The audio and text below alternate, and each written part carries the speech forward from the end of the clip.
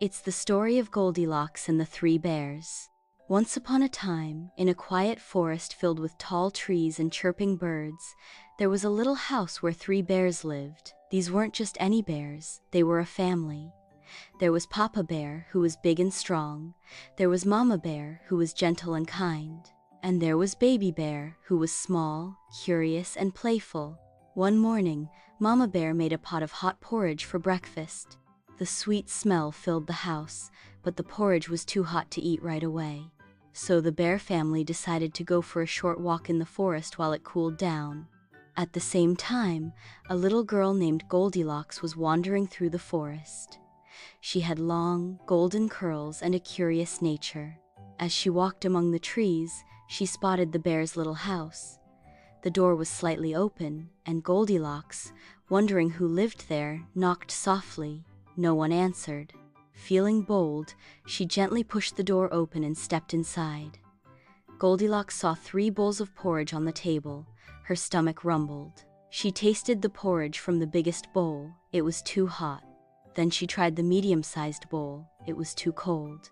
Finally, she tasted the porridge from the smallest bowl, and it was just right. She liked it so much she ate it all up. After her meal, Goldilocks noticed 3 chairs by the fireplace. She sat in the big chair, but it was too hard. She tried the medium chair, but it was too soft. Then she climbed into the tiny chair. It felt just right, but suddenly, crack, the chair broke into pieces under her. Now Goldilocks was tired. She climbed the stairs and found 3 beds. First, she lay down on the big bed, but it was too lumpy. Then she tried the medium bed. It was too squishy. Finally, she curled up in the small bed. It was just right. Within moments, she was fast asleep. Soon, the bear family returned home. Papa Bear looked at his bowl. "Someone's been eating my porridge," he growled. Mama Bear gasped. "Someone's been eating my porridge too. And someone ate all of mine," cried Baby Bear. They looked around and saw the chairs. "Someone's been sitting in my chair," said Papa Bear. "Someone's been in my chair," said Mama Bear. "Someone broke my chair," Baby Bear wailed.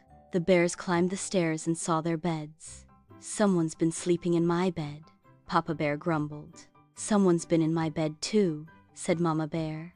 Baby Bear looked closely and shouted, "Someone is still in my bed." Goldilocks woke up with a start. She saw the 3 bears staring at her, looking just as surprised as she was. Without saying a word, she jumped out of bed, ran down the stairs, and hurried out the door.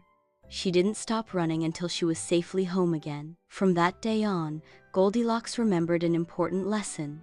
It's not polite to go into someone's house without being invited. And the 3 bears?